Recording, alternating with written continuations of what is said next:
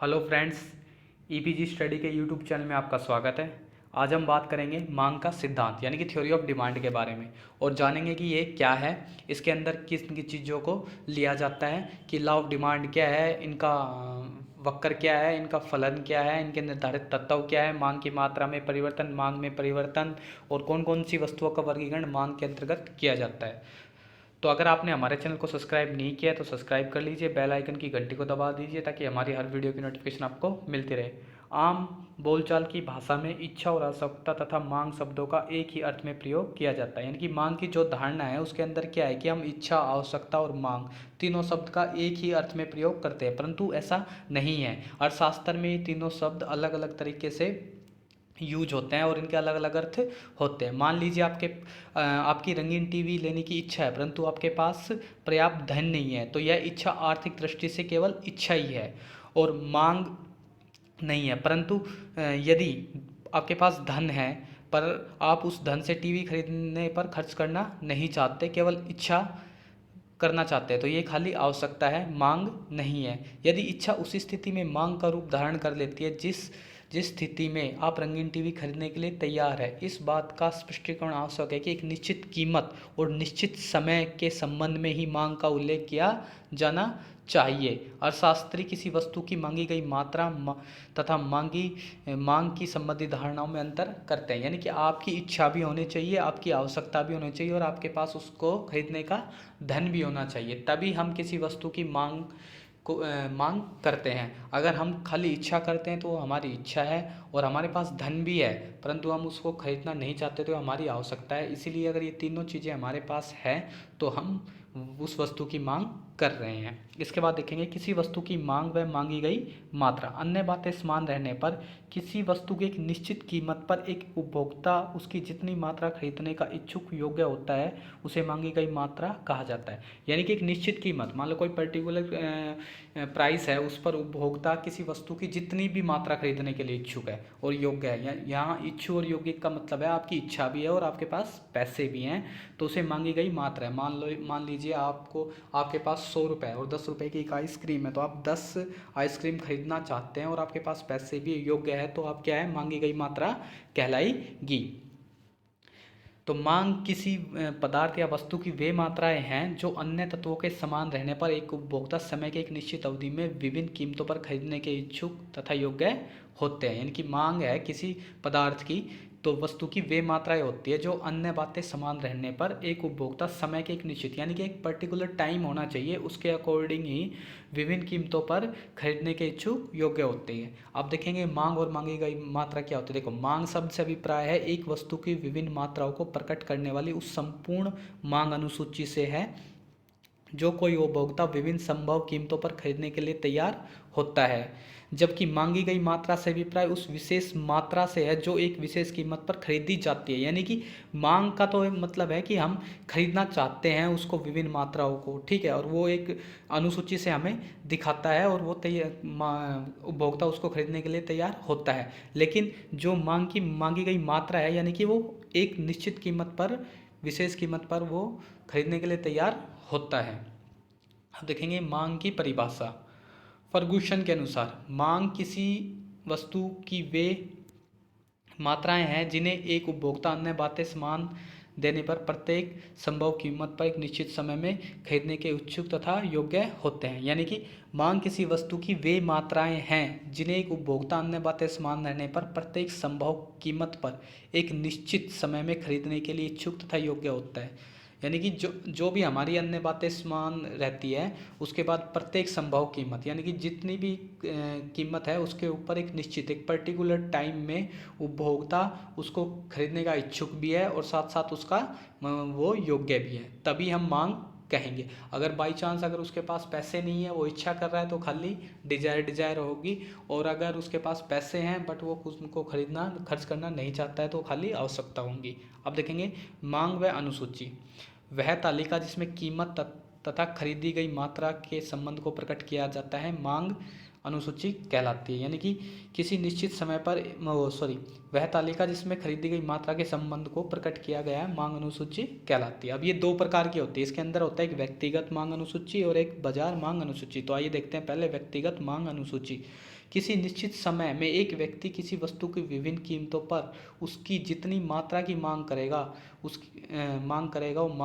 व्यक्तिगत मांग अनुसूची कहलाएगा। यानी कि एक निश्चित पर्टिकुलर टाइम के ऊपर एक व्यक्ति वस्तु की विभिन्न कीमतों, मतलब अलग अलग कीमत है, उस पर उसकी वस्तु की जितनी मांग मात्रा को मांगेगा वो क्या कहलाएगी, व्यक्तिगत मांग अनुसूची कहलाएगी। अब देखते हैं इसे इससे देखो, 1 रुपये है तो वो 4 मात्रा मांग रहा है, उसके बाद 2 रुपये हो गई तो 3 मात्रा मांग रहा है, 3 रुपये हो गई तो 2 मांग रहा है, 4 रुपये हो गई तो ये हमारी 1 हो गई। तो हमारे जितने भी हमारा जोड़ है तो विभिन्न कीमतों के ऊपर वो जितनी डिमांड कर रहा है तो ये व्यक्तिगत अनुसूची कहलाएगी।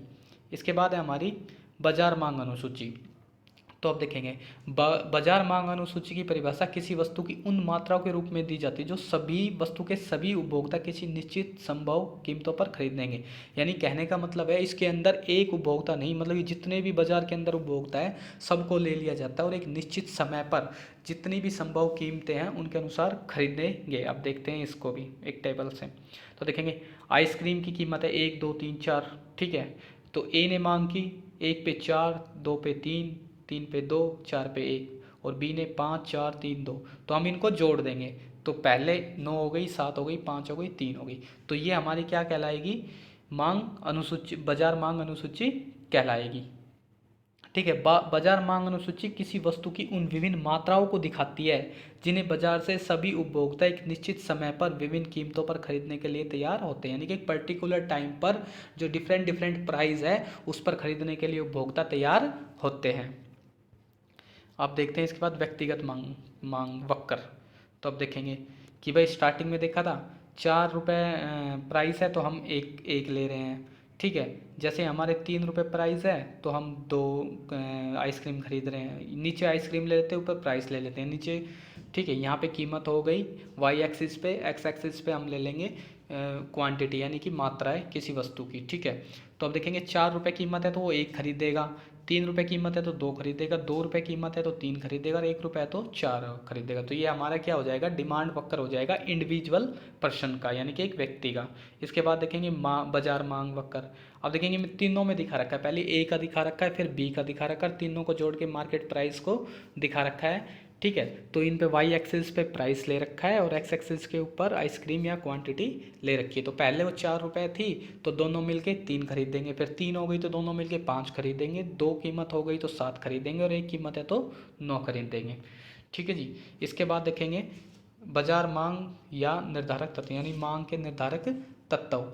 तो देखेंगे सबसे पहले व्यक्तिगत। अब सबसे पहले ये तत्व क्या होते हैं इनके बारे में देखो।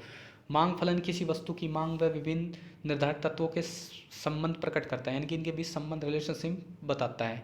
इसे प्रकट होता है कि वस्तु की मांग उस वस्तु की कीमत उपभोक्ता के अन्य आय तथा तत्वों से किस प्रकार संबंधित है। यानी कि किसी वस्तु की जो मांग है वो या कीमत है उसकी, वो उसकी उपभोक्ता की आय से या अन्य तत्वों से किस प्रकार संबंधित है। इसमें भी 2 प्रकार से, एक तो व्यक्तिगत फलन दिखा रखा है और दूसरा दिखा रखा है बाजार मांग फलन। तो सबसे पहले देखेंगे वस्तु की अपनी कीमत से। अब देखिए सबसे पहले सामान्य किसी भी वस्तु की मांगी गई मात्रा उस वस्तु की अपनी कीमत पर निर्भर करेगी, अन्य बातें समान रहने पर वस्तु की कीमत में परिवर्तन होने पर मांग में भी परिवर्तन होता है। वस्तु की कीमत बढ़ने पर वस्तु की मांग घटती है तथा इसके विपरीत वस्तु की कीमत घटने पर वस्तु की मांग बढ़ जाती है और इसी को हम मांग का नियम कहते हैं, ठीक है जी। और ये देखो जो भी है हमारा ये हमारा इनकम, हमारी प्राइस, हमारे टेस्ट, हमारा एनवायरनमेंट, इन सब से ये चेंज होती रहती है। इसके बाद देखेंगे संबंधित वस्तुओं की कीमत। अब एक वस्तु की मात्रा से संबंधित वस्तु की कीमत में होने वाले परिवर्तन का प्रभाव भी पड़ता है। यानी कि 2 वस्तु एक जैसी हैं तो उनसे भी इसके डिमांड पे फर्क पड़ेगा। तो देखेंगे सबसे पहले प्रतिस्थापन वस्तुएं। देखें प्रतिस्थापन वस्तुएं वे वस्तुएं जिनका एक दूसरे के स्थान पर प्रयोग किया जाता है, जैसे चाय की जगह कॉफ़ी, कॉफ़ी की जगह चाय, बाल पेन, शाइन वाला पेन। इन वस्तुओं में से वस्तु की कीमत बढ़ने पर दूसरे की मांग बढ़ जाएगी। यानी कि अगर चाय की कीमत बढ़ गई है तो कॉफ़ी की डिमांड बढ़ जाएगी। तो इसीलिए कीमत में कम होने पर दूसरे की मांग कम हो जाती है। तो ये इसलिए संबंधित है। इसके बाद है पूरक वस्तुएं। पूरक वे वस्तुएं जो मिलकर किसी भी वस्तु की मांग को पूरा करती है। जैसे मान लो आपने गाड़ी ली तो पेट्रोल पेट्रोल लेगा तभी वो चलेगी, या फिर आपने शाई और पेन ली है, तो ये सारी इस चीज़ें से आपस में पूरक होके होगी। तो एक की कीमत में वृद्धि होने से दूसरे की मांग कम हो जाती है। मान लो गाड़ी की कीमत बढ़ जाती है तो दूसरे की मांग कम हो जाती है। एक की कीमत में कमी होने से दूसरे की मांग में वृद्धि हो जाती है। इसके बाद देखेंगे उपभोक्ता की आय। तो देखेंगे उपभोक्ता की आय में होने वाले परिवर्तन से भी विभिन्न वस्तुओं की मांग को प्रभावित करते हैं। बिल्कुल, जो भी अगर उपभोक्ता की आय ऊपर नीचे जाती है तो वो भी मांग को प्रभावित करते हैं। उपभोक्ता की आय बढ़ने पर सामान्य वस्तुओं की मांग बढ़ जाती है। इसके विपरीत अगर घटिया या निम्न कोटि वस्तुओं जैसे मोटे अनाज के संबंध में आय बढ़ने पर मांग कम हो जाती है। यानी कि जो नॉर्मल गुड्स है, अगर उपभोक्ता की आय बढ़ रही है तो उसकी आय भी बढ़ जाती है, और अगर घटिया वस्तुएं, निम्न कोटि की वस्तुएं हैं और आय बढ़ रही है तो उनकी मांग घट जाएगी। अब देखेंगे रुचि और प्राथमिकताएं। किसी वस्तु और सेवाओं की मांग व्यक्ति की रुचि तथा प्राथमिकताओं पर भी निर्भर करती है। इसके अंतर्गत फैशन, आदत, रीति रिवाज आदि को शामिल किया जाता है। ठीक है जी, इनके कारण भी मांग घटती बढ़ती रहती है। एक विशेष टाइम आ गया, सर्दी के अंदर सर्दी के कपड़ों की डिमांड बढ़ जाएगी, या उनके उपभोक्ता के कुछ प्राथमिकताएं हैं, फैशन है, या कुछ भी चीज़ है, उनसे इनकी मांग घटती बढ़ती रहती है। अब देखेंगे संभावनाएं। यदि उपभोक्ताओं को यह संभावना हो कि भविष्य में कीमत बढ़ेगी तो वर्तमान में वस्तु की कीमत पर अधिक मात्रा खरीदेगा। ठीक है जी, तो वो अधिक मात्रा खरीदेगा। यदि इसी प्रकार उपभोक्ता को यह आशा है कि भविष्य में वस्तु की कीमत घट जाएगी तो वह वस्तु की कम मांग करेगा। यानी कि वो भविष्य से रिलेटेड देखता है कि अगर वो सोचता है कि भविष्य में अगर कीमत बढ़ेगी तो वो वस्तु की मांग ज़्यादा करेगा, और अगर वो सोचे कि भविष्य में वस्तु की मांग कम होगी तो क्या करेगा, उसकी कम डिमांड करेगा। इसी के ऊपर है। अब देखेंगे बाजार मांग फलन। अब देखेंगे कि बाजार मांग फलन, यह भी एक इम्पोर्टेंट पार्ट है। इसके अंदर भी बहुत सारी चीज़ें हैं, जैसे जैसे देखो, एक्स वस्तु की बाजार मांग, वस्तु की अपनी कीमत, वस्तुओं से संबंधित कीमत, रुचि, आय, संभावनाएं, जनसंख्या, सरकारी नीति, जलवायु, मौसम, ये सारी चीज़ें हमारी क्या है, बाजार मांग फलन पे है। अब देखेंगे जनसंख्या। जनसंख्या का भी मांग पर बहुत प्रभाव पड़ता है, क्योंकि जनसंख्या के बढ़ने से मांग बढ़ जाती है, कम होने से मांग कम हो जाती है। ठीक है जी। इसी के बाद सरकार की नीति। सरकार की नीति पे भी मांग का प्रभाव पड़ता है। जब सरकार किसी वस्तु की मांग में कमी करना चाहती है तो उस पर टैक्स लगा देती है, और कर लगाने के बाद वस्तु की कीमत बढ़ जाती है तो मांग कम हो जाती है। इसके विपरीत किसी वस्तु की मांग बढ़ाना चाहती है तो उस पर टैक्स कम कर देती है, जिससे उसकी कीमत कम हो जाती है और उसकी डिमांड बढ़ जाती है। ठीक है जी। जलवायु तथा मौसम।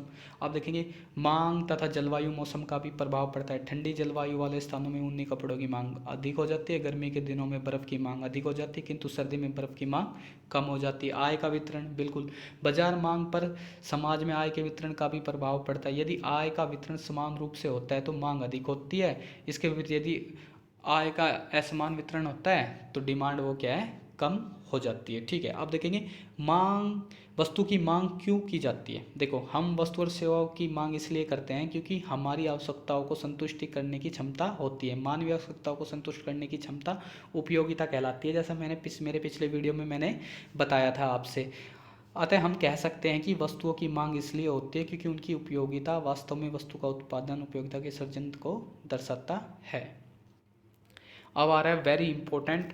अगर आपने हम वीडियो देख रहे हैं तो प्लीज़ वीडियो को लास्ट तक देखना, तभी आपको ये चैप्टर समझ में आएगा, वरना बिल्कुल नहीं आएगा। देखेंगे मांग का नियम। अन्य बातें समान रहने पर जब किसी वस्तु की अपनी कीमत बढ़ने पर उसकी मांग कम हो जाती है और वस्तु की कीमत कम होने पर उसकी मांग बढ़ जाती है। यानी कि जो अन्य बातें हैं वो भी समान रहनी चाहिए, तभी अगर किसी वस्तु की कीमत बढ़ रही है तो उसकी डिमांड कम हो जाएगी, और अगर किसी वस्तु की कीमत घट रही है तो उसकी डिमांड कम हो जाएगी। अब देखेंगे परिभाषा मार्शल के अनुसार। मांग का नियम यह बताता है कि कीमत में कमी होने के कारण वस्तु की मांग बढ़ जाती है और कीमत में वृद्धि होने के कारण वस्तु की मांग कम हो जाती है। तो बिल्कुल ये सारा हमारा मार्शल जी ने समझाया है कि देखो, मान लीजिए एक मांग अनुसूची लेते हैं, हम एक्सप्लेनेशन करते हैं, तो एक जगह कीमत रख देते हैं, एक जगह क्वांटिटी रख देते हैं। तो कहेंगे कीमत है 10 रुपये, तो इकाई हो गई हमारी 100 इकाई खरीद ली मैंने। उसके बाद हमारी कीमत कम होकर 10 से 9 हो गई, तो मैंने 150 इकाई खरीद ली, और इसके साथ फिर कम हो गया तो 8 रुपये हो गई कीमत, तो मैंने उसकी 200 खरीद ली। तो इसी हिसाब हमारा ये डायग्राम देखो, पहले P1 था, पी और एल था, तो पी पे प्राइस हो गया, एल पे क्वांटिटी हो गया। तो हमने क्या किया, प्राइस बढ़ रहा है तो हम डिमांड कम कर रहे हैं। जैसे ही हमने P1 हमारा प्राइस कम किया तो जो हमारी क्वांटिटी है वो एल से L1 हो गई। और ये डी जो डी है ये वक्कर, ये हमें बताता है ये ढलान नीचे की ओर होता है। इससे हमें ये पता लगता है कि हमने ज़्यादा मांग की है।